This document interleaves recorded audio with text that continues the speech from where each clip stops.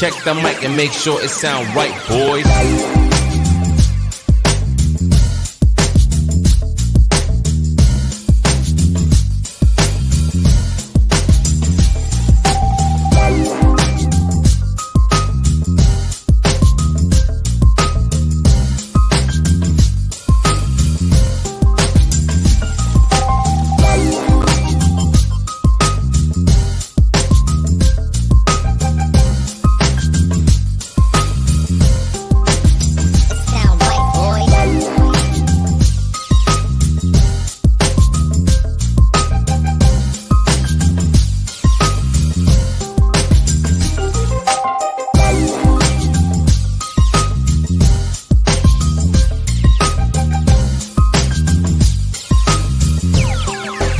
It sound right, boys.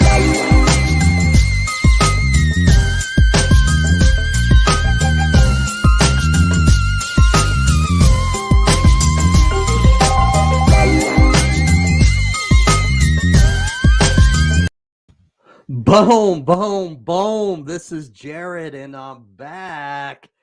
Hey guys, man, super excited to be here tonight. I'm so excited to do this tonight because I've gotten connected with a kidney disease patient, a kidney warrior who has a really, really good story. It's a journey that I want to feel very, very excited to share with you all. So if you're new to the show, this is the Warriors Quest show, and I'm Jared A. Brown. All right. And if you're new to the show, please like, comment, and subscribe. That way we can continue to put out content for other people and get their stories out there. All right. Reach as many people as possible. Speaking of reaching as many people as possible, all right, please don't be stingy. Please share this. All right. We want to make sure that we're getting connected with as many people as possible. So I need your help. I can't do this alone. I'm going to be producing the show while I'm doing this. I can't continue to share or click the share button. I need your help, for goodness sake. All right. Thanks, Lisa Baxter, for sharing. And thanks for watching, Lisa. All right. So, again, tonight I've got a guest that I'm going to be introducing. All right. And if you're new to the show, what I do each week is I interview or spotlight a chronic disease warrior who's currently looking for a living donor. So today I'm going to be doing that. I'm going to be spotlighting Mackenzie Fisher. All right. So Mackenzie Fisher, all right, she is from Montana, but she lives in North Dakota right now. This is our special guest. All right. And so what I'm going to do is I'm going to talk a little bit about her because she has, again, a very special story. So many of you know that sometimes kidney disease hits you fast. And, well, all right, as you can tell, she's battling every day because she has kidney disease. And if you are currently if you're currently on dialysis, or if you have been on dialysis before, you know that this is not easy. All right. So what's happened in her life, all right, is that she's had kidney failure. It's digressed. And at first, all right, she had a port. All right. And when she first had the port, all right, it's typically where, of course, we all know it's going to be up here. All right. And by the way, she loves squirrels. All right. So we're going to talk to her about what got her connected with squirrels, because I love that. I love the outdoors. So she's a mother. She's a wife. She's a daughter, of course. And she is a proud mother. All right. Her daughter was a preemie. So think about that. All right. This is her journey. She's had a preemie, and now she's not only looking after her daughter, she's not only going to dialysis, all right, but she's dealing with everything else. All right. So I've got a little picture here that I'm going to share. You can read it. Maybe you already have while I'm talking or rambling. All right. Maybe you're not just looking at this ugly mug of mine, but it reads, Mackenzie, understandably, you are upset. This was an error on my part entering you and Brennan to the paired program. You should receive the swab kit early next week. I will notify you when completed. Again, I do apologize for the mistake. So today's theme again is, have you ever felt like your transplant hospital isn't listening well, or they're not attentive, or your nephrologist or somebody that you're connected with in this isn't necessarily taking you too seriously?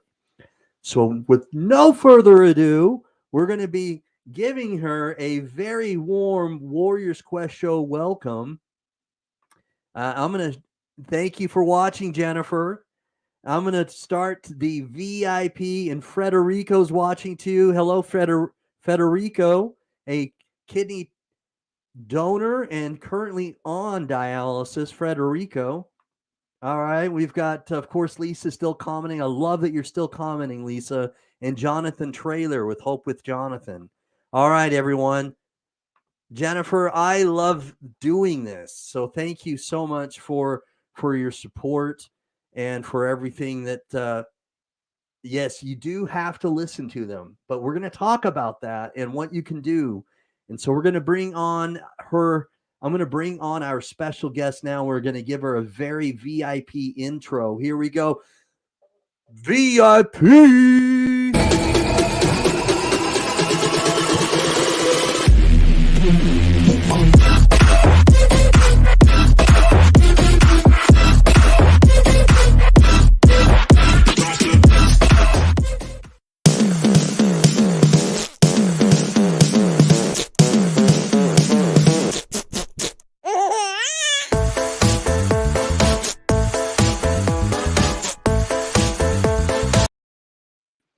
Well, hello. Hi, how are you?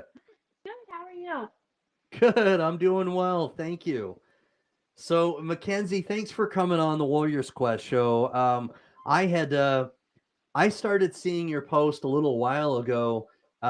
You had some great news, and you had something in the works, right? I mean, Yes. you were, in fact, you were all smiles, and you were really anxiously awaiting a transplant. And it Yes. sounds like, from what I've understood, that because of some things that have happened, it just didn't work out that way, and you've had to go back on dialysis, and that transplant didn't happen. Is that right? Yep. They Okay. canceled it the night before. The night before. Wow. That must have been so devastating. Yeah, it was a surprise, that's for sure. Did not see it coming. So yeah, people told me not to get excited until I was coming out of surgery, and I learned my lesson on that one. So. But yeah, I mean, nonetheless, it is exciting when things are starting to look like it's going to really happen. And if it's the night before and everything's starting to go, I don't blame you for getting excited. Although, I've had other kidney warriors that I've interviewed that have said the same thing, that even something may happen. So, Yeah. can you share with us what exactly did happen? Was there something wrong with the the kidney that was going to be transplanted, or what happened? So so what they told us was my donor that's doing the donor swap, his creatinine was high, and Okay. it was just a little bit over, so they didn't want to risk it. But then we later found out that the cheek swab, that's something new that they're doing. I guess Okay. it's All really right. important, and I had a doctor tell me that if my kidney could fail in 10 years if I didn't get this test done. So then it started coming out of the woodworks a little bit that they forgot to do the cheek swab.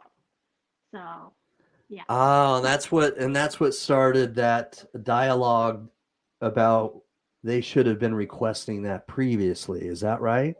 Yes, yes. I guess it's a really new test, and I asked them. I said, "Why wasn't this brought up when you guys scheduled my surgery?" And nobody had any answers for me, of course. So, Yeah.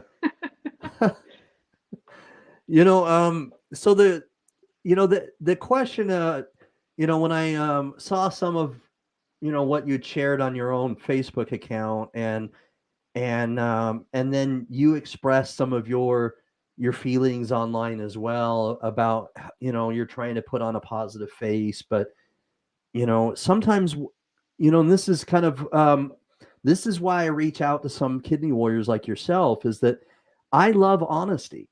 I do. I think when it's raw and it's real, I connect with people like that. And you you shared your feelings, whether they be, happy or not. You shared your feelings, and sometimes it may be hard and difficult to do that, but when you're candid enough to do that, I think that is people are going to appeal to someone who's real. You know what I mean? Mhm.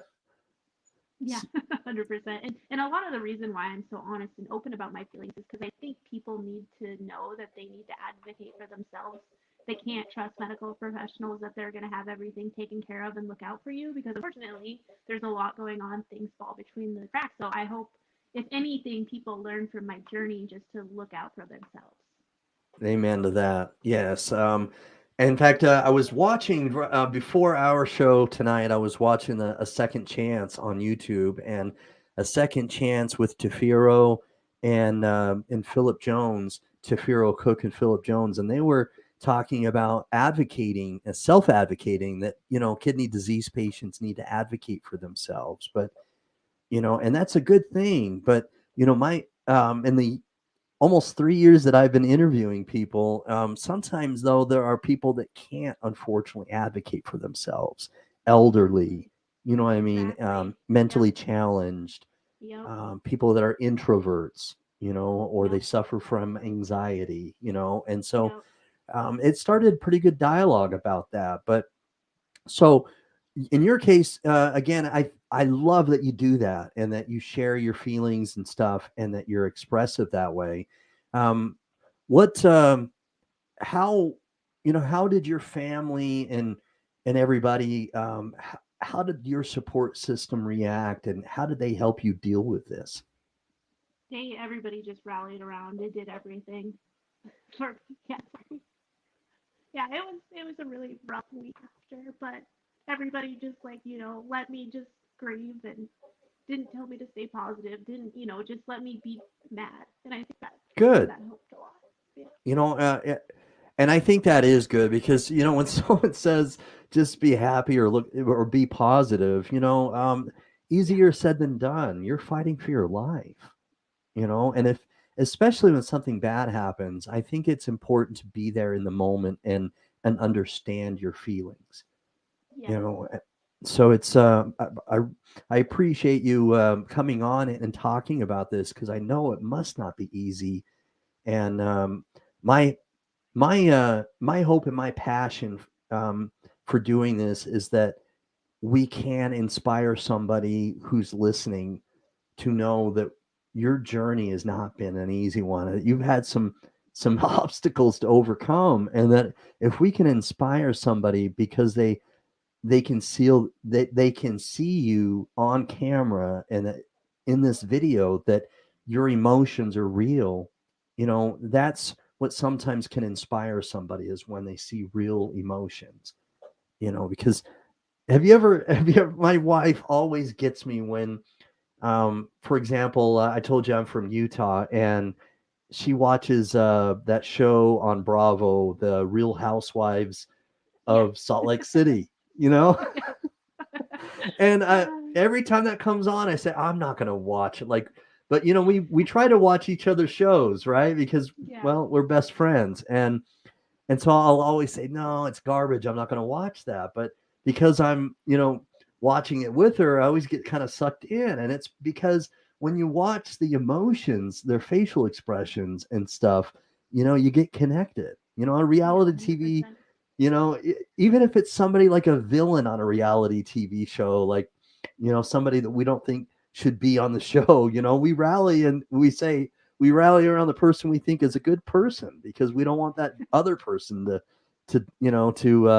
to get more of an advantage. And so that's why I'm so excited to have you on tonight, is so that we can get people that can see your real emotions and understand your trial and your tribulation and stuff, that it's that it's real for you, you know Yeah. But anyway, man, I'm excited to have you on. So if you would, I'm going to put you solo. We're going to get back on track, but I'm going to rewind just a little bit, and I'm going to have you introduce yourself. I gave you a little bit of an intro, but I'm going to allow you to do it. You've had so many good things happen, like Lemmy, and some other things. So I'm going to have you introduce yourself to our followers, and you can kind of tell a little bit more than what I have. Okay. Okay, absolutely. Hi, I'm Mackenzie Fisher. I am currently on dialysis and waiting a kidney transplant. I am a mom to a little girl named Lemmy. She was born at 2 pounds because of my kidney disease. Um, yeah, that's really about sums it up. Awesome. So, how old is Lemmy now? She's 15 months. 15 months. Okay. All Yep, right. yep. And it's I've seen some of your TikTok videos, and she's starting to get a little bit of a personality, isn't she? She's a handful. Yep. Yep. Very, very good girl, but holy cow, she has a little attitude. So yeah, we're Okay. going through the toddler stuff right now. So Uh-huh. yep. Well, and for me, when each one of my children was born, each experience is just as beautiful, and in some cases, a little bit more beautiful because it happens a little bit differently. You know, how was it becoming a mother for you when your child was born? Because for me as a father, and it's different. I'm not going to pretend to understand the pain of pregnancy or delivery and all those things. But for me as a father, at one moment, I'm more or less responsible for myself and my spouse. And all of a sudden, even though I knew another member of our family is coming, the whole realization when it happened was just awesome. You know what I mean? It Hmm. was like no other feeling. Like, wow, I'm a father, and to see the baby and everything, it was like I'm connected to this person. How was it Yeah, for you when Lemmy was born? it was crazy. Definitely it wasn't a normal pregnancy or birth. So it was awesome, but it was terrifying. Like it was really hard to enjoy any of it until we knew she was okay because she was so small. So yeah, but once she was good and ready, safe, it was amazing. Okay. And how premature was she? She was She considered a was preemie? Yeah, she was born at 31 weeks, but I had IUGR because of my kidney disease, so she was only born at 2 pounds and 9 ounces. Wow, only two Yeah, pounds. Wow. yeah, Wow. yeah. Well, she's made up for it now. She looks really healthy. Yes, yeah, she's really caught up, caught up really well. So yeah. Yeah. So and so right now, do you do you have a fistula, or are you just using the port still? And Right now, I still have the port. We had the fistula surgery scheduled, and I got the okay. call that I was getting the transplant the day that Uh-huh. I Ah, the day I was okay. in the hospital. So All right. Okay. All right. So we've had a couple people ask about legal consult. Now, with that with that test being new that you had talked about, and that was their explanation, so to speak, in regards to why it didn't get done until the last moment. What I mean, have you been able to, I don't know, make amends, or have you been able to reconcile your relationship with your transplant hospital no, coordinator, or is it still kind of absolutely, rocky? absolutely not. No, it's still very rocky. It wasn't. It's not just the test that they let me down on. There's quite a few things. Oh So wow! So yeah, it goes back that's to not the the it goes back to the that's not beginning. it. Yes, Okay, I wish it it's was just that, and I would be happy to let it go. But no, this has been okay. a year long battle. So And that's so surprising because the it Mayo is. Clinic, Mayo Clinic, in many cases, whether ranging from Florida to Phoenix, Arizona, in many places they're just 5-star rating, and just top Exactly. notch, right? Yeah. Yep. which is probably the reason why you chose them initially, right? Yeah, and that's why I like tried to stick it out this long. And I actually had a new hospital scheduled, and a week before I was supposed to go to Denver to start testing there, Mayo called me and told me they had a kidney for me. So I Okay. canceled it, unfortunately. So All right. yeah. Well, is that something that you're pursuing then? Is trying to get listed on multiple transplant hospitals? Yes. Yeah, I think we're going to get through the month of December, and then hopefully I will schedule in January to go to Denver and try out a hospital there. Okay.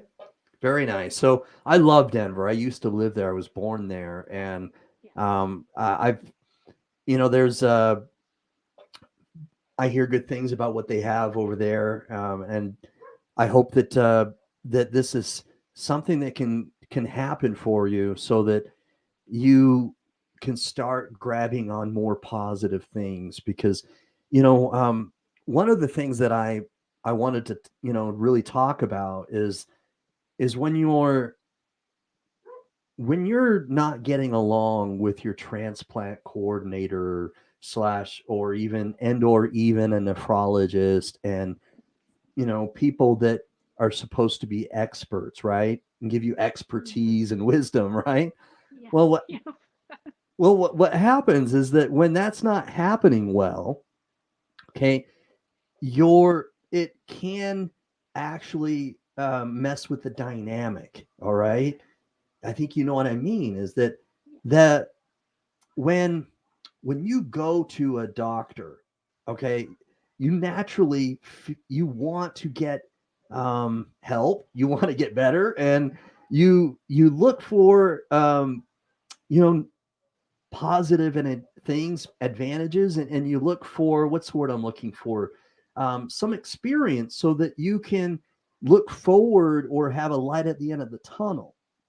You pick up what I'm putting down, and when that isn't happening, then all of a sudden that dynamic starts to change, where you start to lose faith in what's happening. And when you Yeah. lose faith in what's happening, all right, especially when, again, a kidney disease patient, you battle every day, because even when you're not dialyzed, okay, you're going to be fatigued. You've got, you're going to be wiped out physically, because you've got toxins within you. And then after dialysis, in many cases, you'll feel wiped out afterwards.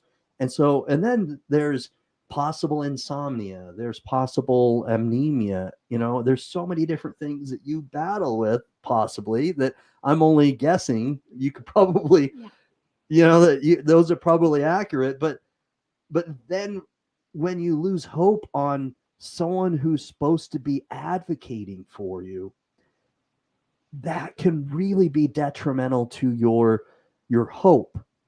Yeah. You know what I mean? And Yeah. that's And tough. yeah, thankfully, even though Mayo Clinic has let me down, my nephrologist here in North Dakota, Dr. Radu Raduku, is has all he's done is advocate for me, go up to bat for me. Awesome. Him and his Awesome. nurses have just, it's basically the reason I haven't gave up yet is because I know that if I have them on my side, then Uh-huh. I'm doing all right. So Awesome. Awesome. Yeah. So, because that's so important. So sometimes I've interviewed a couple of times. I've interviewed some kidney warriors, and they've told me that they've had to make a quick decision with either their transplant team or a nephrologist, because they're feeling as though they're not connecting, and like they're either too their responses are too canned, like they're following a script or some sort of protocol, and they don't feel like they're being treated like a real person. But it yeah, seems like 100%. Yeah. that's the transplant hospital, but you're saying your nephrologist has been really good. Is Yeah, that right? he's one of my favorite people. He's I credit him to saving both my daughter and I's life just with med combinations and everything else. So yeah. Okay. Well, I want to say I'm going to give a shout out to Melissa Bias for watching. Thanks for watching, Melissa. So again, watching that show before our show started, and the YouTube channel is it's a Second Life, and they were talking about advocating for yourself, and there was a comment that Audrey Bella Langston made, and I'm gonna talk about what she said. Is that when you advocate for yourself, well, I may not have it verbatim, but what she said is that her nephrologist, second to God, her nephrologist is her best relationship in her life. Now, I'm now I'm not saying that that order always has to be that way, because when we have a significant other or some other but I found that pretty interesting, because it nearly that's got to be if it's not number two, it's got to be pretty high up there though, right? Yeah, this doctor kind of has like a cult following with my friends because like I Oh, just talked really? about him so much. Yeah, I always call him like the human version of Grumpy Cat. That's he's like I said, he's always very serious and good at his job, but he like I said, something about him is just so funny. He reminds me of Doctor Now from My 600-Pound Life. So Oh, okay, all right. yeah, That's yeah, okay. I like doctors with a personality like that. It just yeah, makes it easier. You it know, does. you keep it loose and you keep it natural. And you don't again, you feel like it's just a normal conversation, and instead of somebody that's going through an exact process where they've got to follow it and there's no gray area. Yeah, exactly. So what was it about his personality that's kind of made it a cult following? Um, is it his humor, or is it that he's been able to know you and remember your name and connect with you? Yeah, I think that's it. I think it's just like talking to him about my friends. Like I always laugh because he's from Romania, so he kind of sounds like a vampire, which is amazing. And all my friends love spooky stuff, so they all get excited.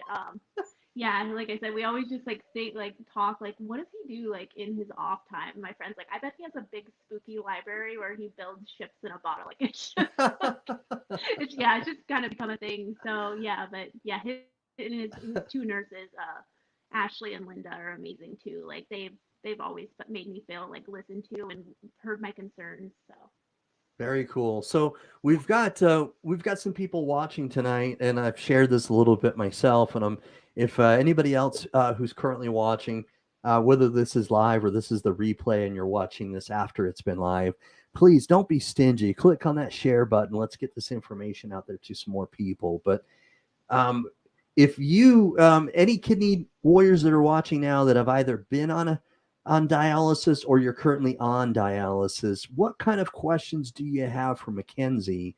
And can you relate to what she's saying or what she's been through recently? I'd like to see your comments.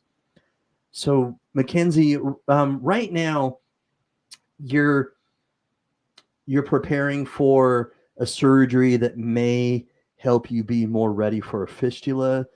So have you discussed whether you're going to be doing in-center hemodialysis or at home? yeah, I'm gonna be doing it in the center. I just Okay. I don't want to do home dialysis because I don't want the reminder at home that I'm sick. If that makes sense. Yeah. I've heard I'd other rather people say that. yeah, I'd rather just go to the hospital, just turn my mind off for 3 hours, and then go home. Not Hmm. have it constantly, reminding me. So Yeah. I've had other people say that same thing. And for some people, they want that disconnect, so they have yeah, a little bit of a break, so to speak. So it's not just 24/7 happening. yeah, And yeah, I can understand that. The and so I kind of surmised and I guessed at some things because I've interviewed so many people. But what are some things that you deal with when you're battling kidney disease? Is it what I said? Is it the typical insomnia, anemia, yeah, and yeah. any vomiting, or what are some things that you battle with that comes with this? I feel amazing on non-dialysis days, no issues. But on dialysis days, when I come home, I'm dizzy, I'm tired. I feel hungover. That's how I describe it to my friends. Just I've hungover, and I didn't have any fun with it. So Yeah, I've had other kidney disease patients say the same thing, and it says yeah, they've expressed themselves that way too. It's a lot like being hungover, yeah, although you didn't it really is have the euphoria of being drunk. exactly. Yeah. So it makes you feel wiped out. You go home, take a nap. How do you kind of get over I that? Yeah, it's hard because I have a toddler, so and Right. she doesn't know I'm sick. She doesn't care. So it's just kind of like I said, my mom's staying with us, and she's really good about making sure I get rest. But some days I Uh-huh. just kind of have to bear through it, and just it's been interesting, that's for sure. So, toddlers. I've got a 10-year-old, and I still remember his toddler days. Oh my gosh, my little guy. It gave me a run for my money too. Yeah, There was one. There was one time I was wiped out. I, I had fallen asleep myself, and I wake up and I go into the kitchen, and he had fallen asleep on our kitchen table, and things are out of the cupboards like cereal, and things are just. It looks. I mean, it's just the kitchen was in just disarray. You know, it's crazy how they can just cause so much wreak havoc in such a short amount of time. yeah, exactly. Yep. So what when you go to in center it, is that going to be in north where you are at in North Dakota, or how far away is that Yep. going to be? It's right in town here, so it's just a short Okay. drive. So yeah. All right. Very cool. And have you been able to meet them already, or what? Yes, yeah, I've been going there for about 3 months. 3 months. Okay. Yep. And what kind of bond or what kind of connections have you made there, either with the technicians, nurses, or other uh, the other patients that are there? Well, it started out rough. I didn't feel good, and I probably didn't have the best attitude towards everybody, and so they kind of were, a little bit hesitant about me for a while, and Uh huh. then I kept my attitude up, and it was a whole thing. So when I was out of there, I was like, adios, because they told me, they were like, come back and visit, and I went, no, I'm not gonna do that, and I like, it was a whole thing when I left, and I was like, I never have to see any of those people again. So when I had to, walk in there after the transplant got canceled, it was like, okay, well, I'm gonna make Okay. friends. I'm, I'm gonna have a better attitude. I'm gonna be nicer. So yeah, yeah, Yeah, it's. I can only imagine how difficult it is because, all right, you're very young, and when you go in yeah, there, the majority of people are going to be considerably older than you.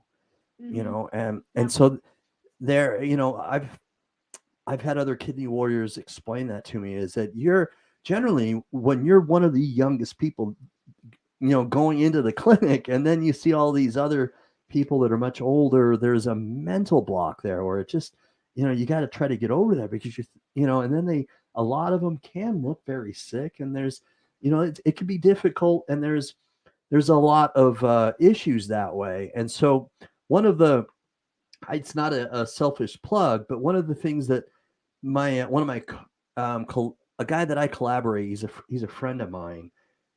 His name is Steve Belcher, and he's a registered nurse. So I'm gonna make us a little bit smaller here so I can show that. But he wrote a book, How to Survive Outpatient Hemodialysis, and he wanted to write a book so that people that are new to dialysis that they can learn some things before they go to dialysis because there's a lot of unknown. there is, yeah, it's How definitely was overwhelming, yeah. Yeah, exactly. I was just going to ask you, how was that for you? And you just said overwhelming. And so was was it very kind of did it bring a lot of anxiety and mystery when you first, entered the clinic and saw everything?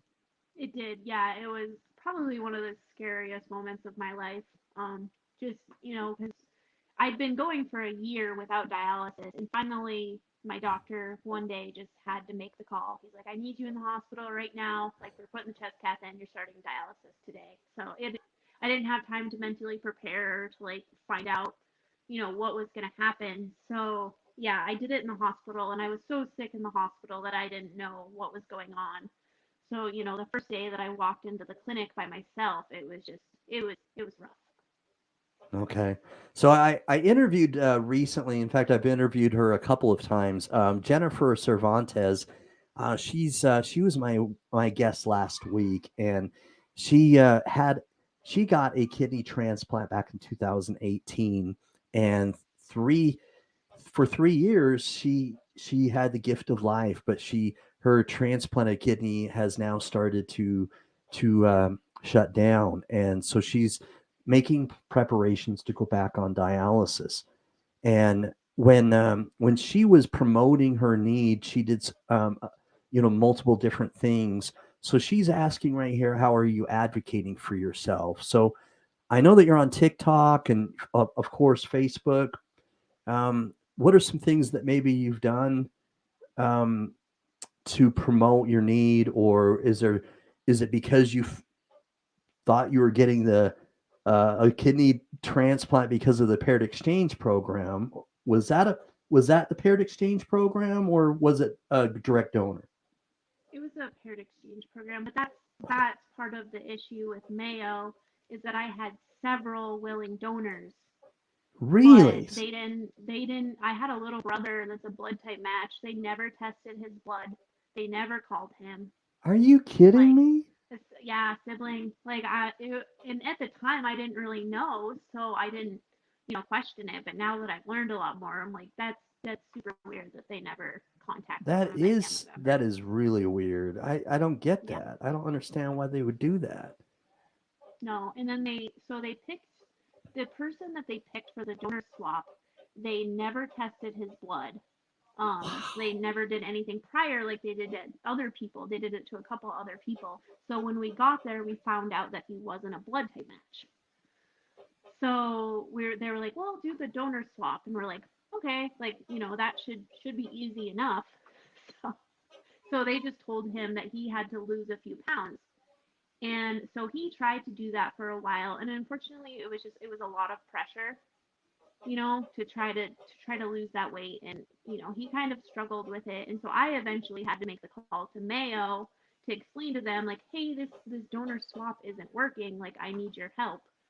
And they did not care. They were like, well, have your next willing donor call the number on the bottom of the screen. They're like, have him call them and explain to them what's going on.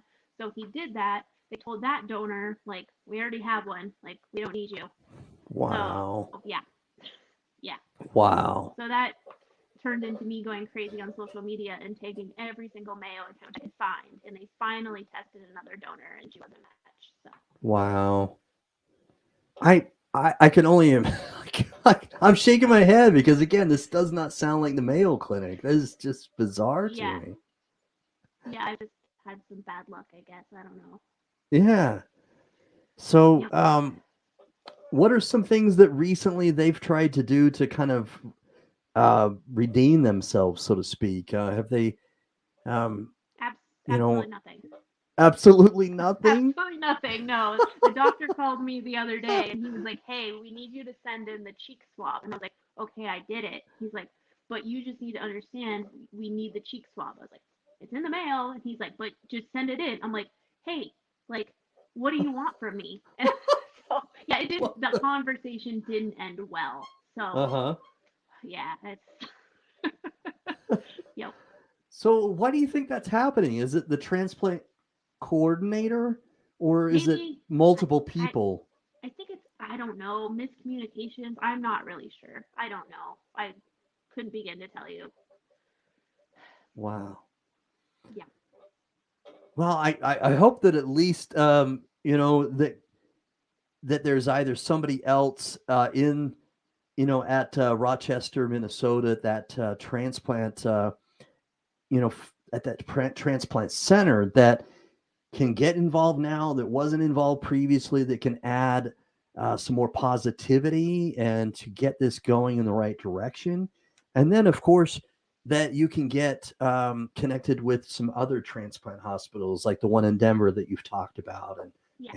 and be listed at some different places because, man, seriously, that it sounds very frustrating, and now again, when you're looking when you're looking for guidance from a doctor or from a transplant hospital and you're not getting it, it can cause some emotional, it can cause some anxiety. It can really mess with that dynamic. And that's really, again, very paramount for somebody who's battling every day with some different things. And then there's that one thing that's supposed to give you hope, and it's not giving you hope. It's giving you frustration. Yeah. And yeah, I think the biggest thing that bothers me is like I'm obviously sassy and fight back, but like you said earlier, not everybody can do that. Like some people are Right. in the system, and it really really upsets me that people die waiting on the transplant list, and it's a common problem that It like I said, is. things fall through the cracks, and it's upsetting. It is upsetting, and it does happen. Unfortunately, you're not the only person where this has happened.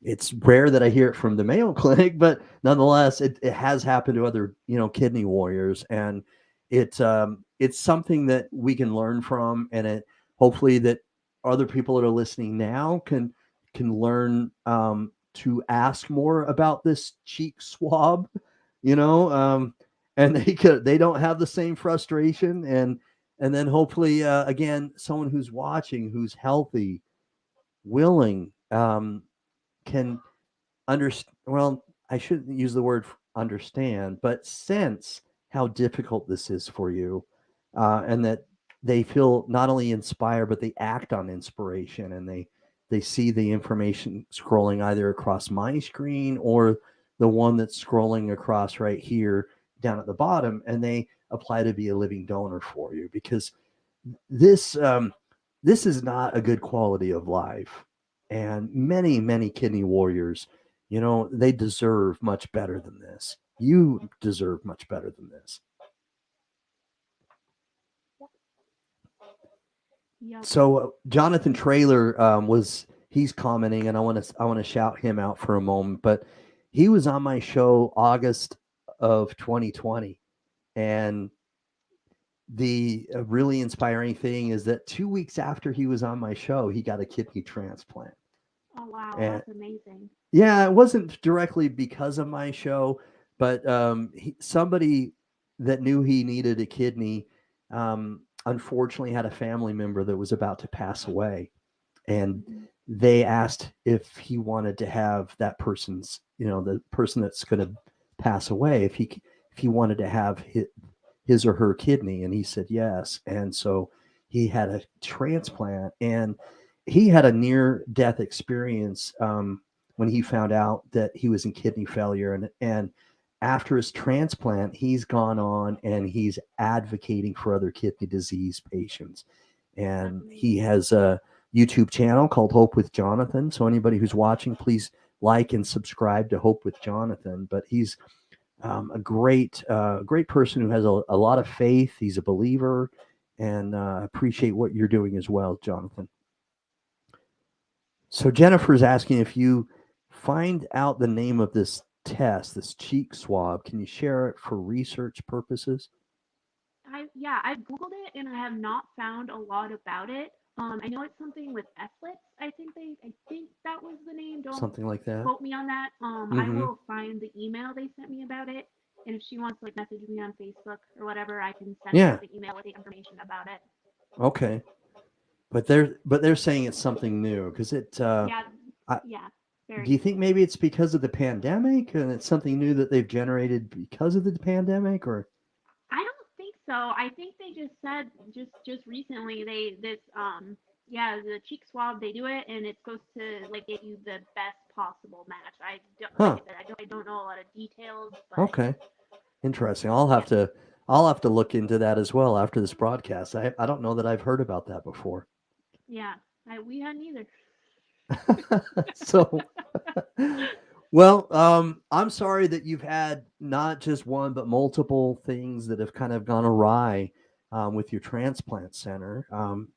But you still, I think that you're somebody who could inspire people because, again, one of the things that I really find refreshing and I like is a guest who can speak her mind. And I've reached out to multiple people when I find out they do.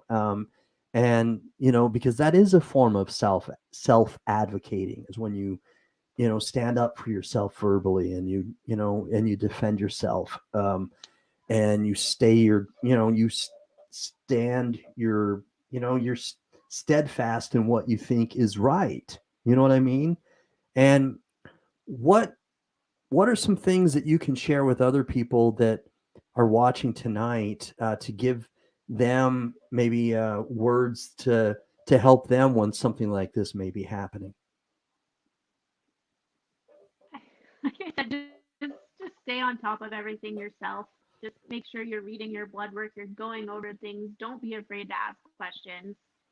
Just, like I said, just stand up for yourself. That's the best advice I can give anyone after what I've been through. That's an excellent advice. Is stand up for yourself and always ask a question. I love that. Yeah, Because my first doctor, my OB, my blood work came back weird before we knew I had kidney disease. And I called her about it, and she told me to drink more water when my kidneys showed they were functioning at 33%. So, so yeah, always read your blood work yourself. always, yeah. And because they could be misinterpreting something, or there could be a misunderstanding because of one word. Because the in any language, one word can be misinterpreted, and in a number of languages, and sometimes it could be the way they phrased them. And there's so many different things that can cause a disconnect in the way something is said. And so I think that's great advice: is to always ask questions, and not just take things for granted, so to speak, because not only that they may be wrong because we're not always they're not always going to be wrong, and it's not for that reason, but 100%. Yeah. I like the questions because it helps you be in the know. Yeah. And it's good to know things about what you're going through. Jennifer Cervantes that's watching, she had told me that when she was that she tries to look at as much information as possible. She's run into some things recently that I had never heard about before either, PTLD. And she really dove into knowledge and getting more information. And so basically they did do the cross match. That's weird. It is weird. HLA cheek swab test is what she's saying. You may be right. Yeah, that sounds really familiar.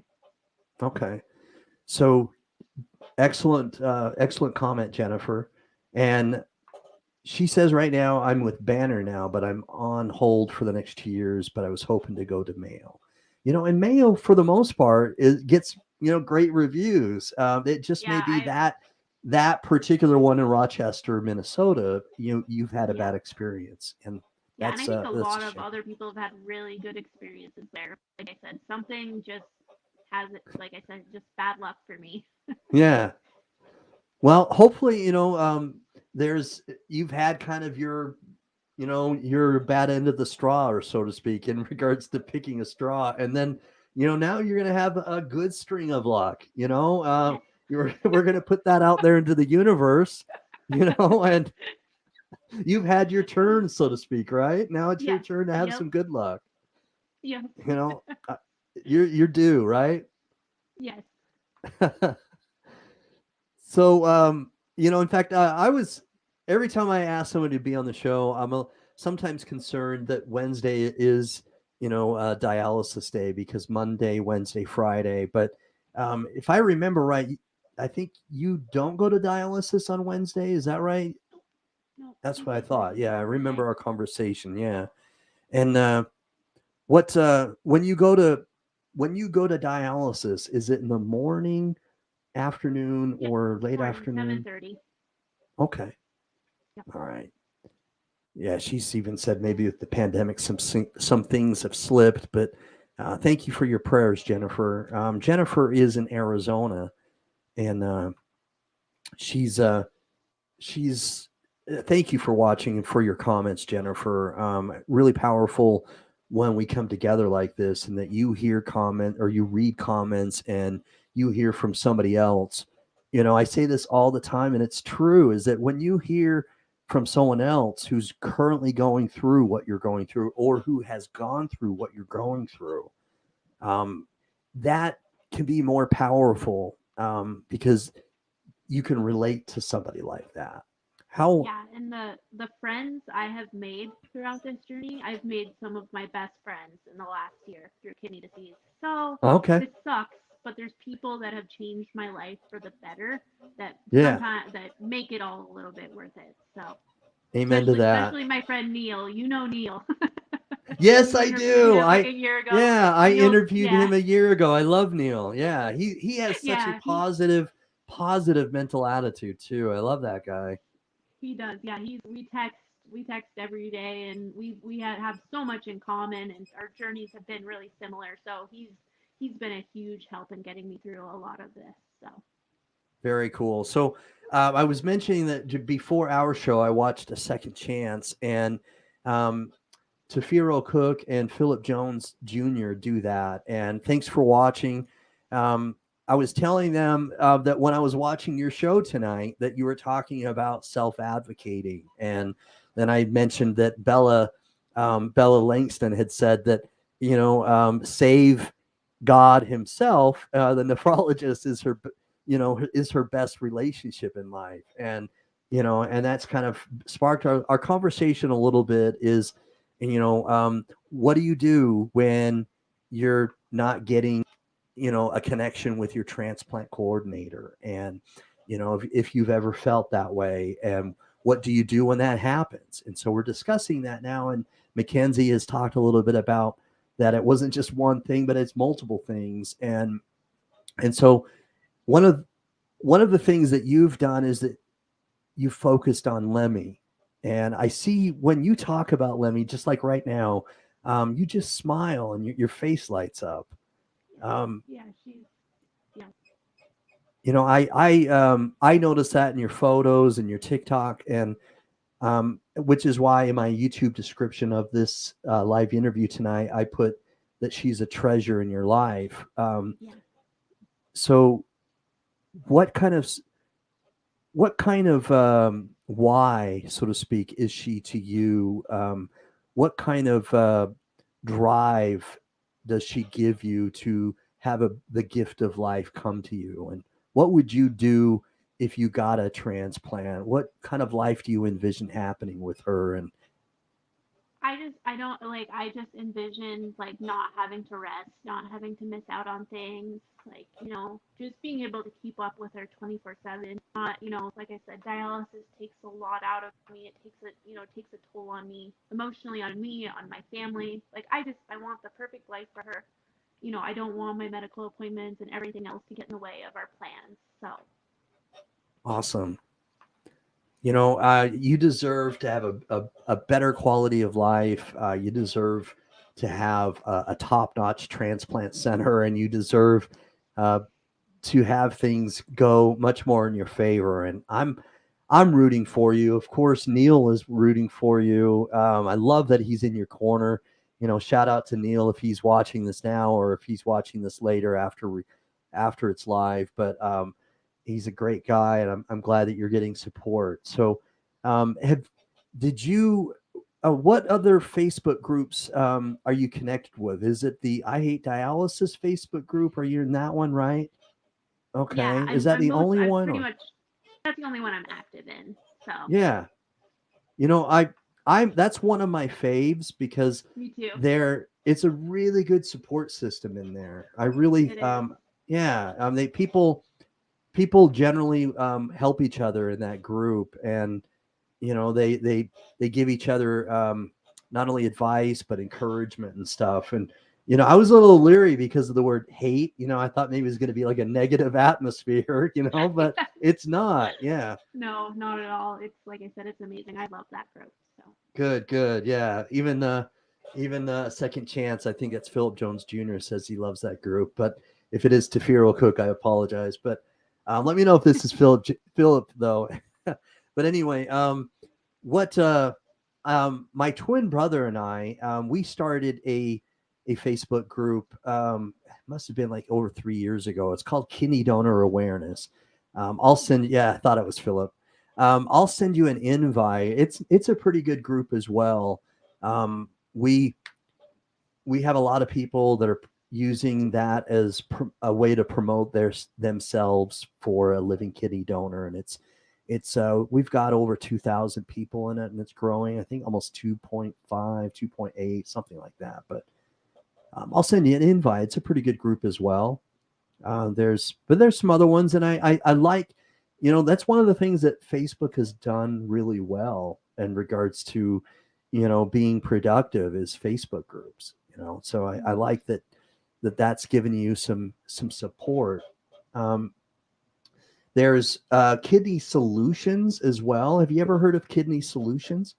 I have not. Oh, all right. So I'll put it here in the comments section. Kidney Solutions was started by Kent Bressler, and he's a kidney transplant recipient of almost 30 years, I think. And he started this nonprofit organization called kidneysolutions.org. And he lives in Texas. I'm putting it in here now. Here we go. So hopefully I can show that. Here we go. So kidneysolutions.org, and Kent Bressler owns it. He started it. He and his wife were connected, and Jonathan Traylor that I'd mentioned previously. They not only they have several different ways to help. They give out advice for non social media things. Give out advice and tips on how to promote your need offline. And then they have a really good, it's a really good like Zoom support meeting as well. And so if that sounds like something that you'd be interested in, well, Jennifer, to answer that question, it's not just for Texas, but it's in Texas. So if Jennifer, if you're interested, they do have a weekly support group via Zoom. And if you go to kidneysolutions.org, it's free. They don't charge anything there on their site. And the support group, of course, is free as well. But they're good people, really good people. But anyway, so Mackenzie, we're coming to the end here, but I am ecstatic and I'm so happy that I can get your story out there. I'm really, really hoping that I can provide some hope for you, because hope is extremely powerful, which again is why I felt vicariously through you so discouraged when I saw you and read your story. Because when someone is discouraged, especially when you're going through your battle, your journey, my heart goes out to you. And so I'm excited to get your story out there so that I hopefully can provide some more hope for you. And so my only ask, okay, and I ask each person this, would you do this for me?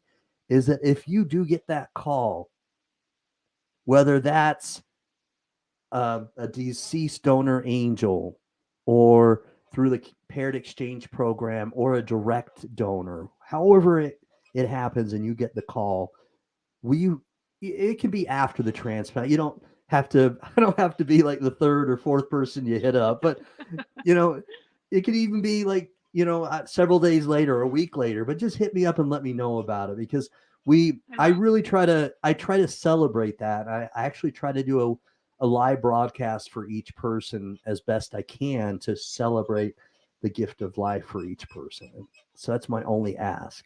Will you do that? Yes. All right. Anyway, so, all right, here we go. So, man, we a little late to the party, but I am so glad he did join. This is James Fabian from Dadvice TV. Anybody who hasn't already liked his YouTube channel, please go to Dadvice TV. He's a great kidney health coach. So positive. He has a lot of energy. He brings it. And I love that because I try to smile and I try to have a lot of, I try to bring hope and stuff. And so does he. And I like his YouTube channel quite a bit. So thanks for watching, James. So now that we're nearing the end, okay, what I try to do for everyone before we end the show is it is now. You ready for this, Mackenzie? It is shout out time. All right. So whom would you like to shout out now? And you can shout out Neil. You can shout out your mom. Whom would you like to shout out right now? My husband, my daughter, my parents, my in-laws, of course Neil. He can't forget about Neil. Uh-huh. My dogs. Nice. I love dogs. All of my best friends. They know who they are. So. All right, very cool, very cool. All right, so shout out to anybody else that has watched this tonight. Shout out to the kidney warriors that and potential living donors that watch this after it's live. I appreciate everyone's comments. I appreciate the shares, and I appreciate everything so that we can get this so active. That's how algorithms work. But Mackenzie, thank you again for coming on. I'm going to continue to try to keep this active, and hopefully everybody else will too, because if we continue to comment either on Facebook or YouTube, then of course that's what makes social media go viral, is when we continue to share it, comment, and so on and so forth. And so I'll continue to do that as much as possible.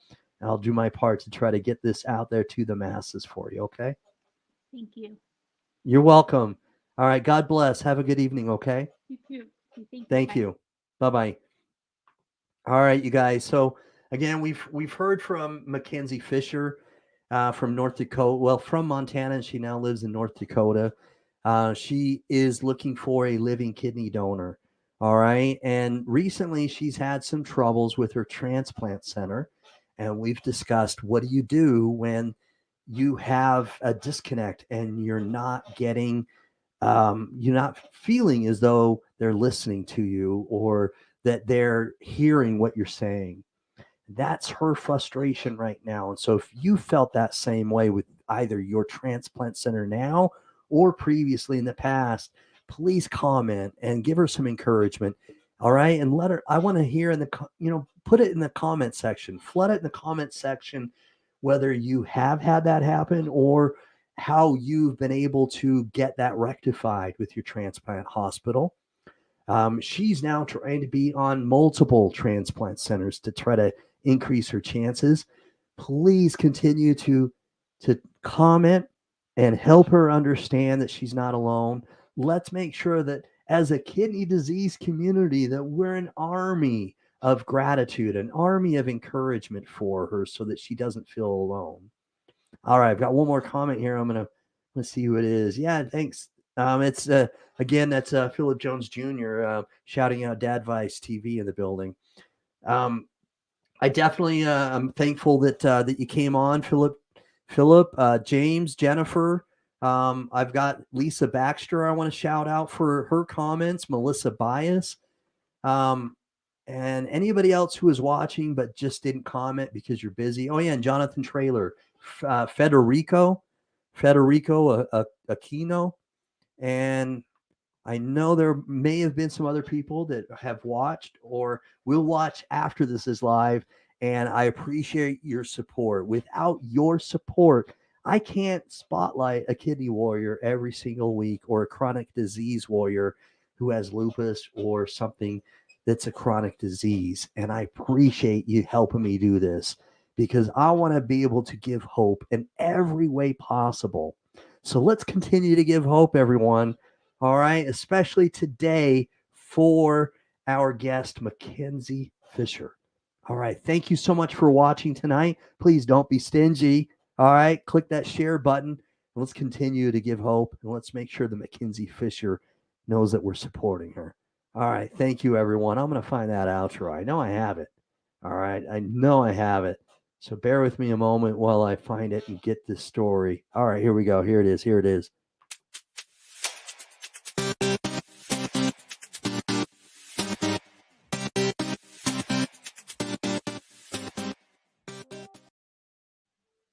Thank you very much. Thank you. Thank you very much. Thank you very much. All right, here's the outro. That's a subscribe button. Here's the outro. Boom. Check the mic and make sure it sound right, boys.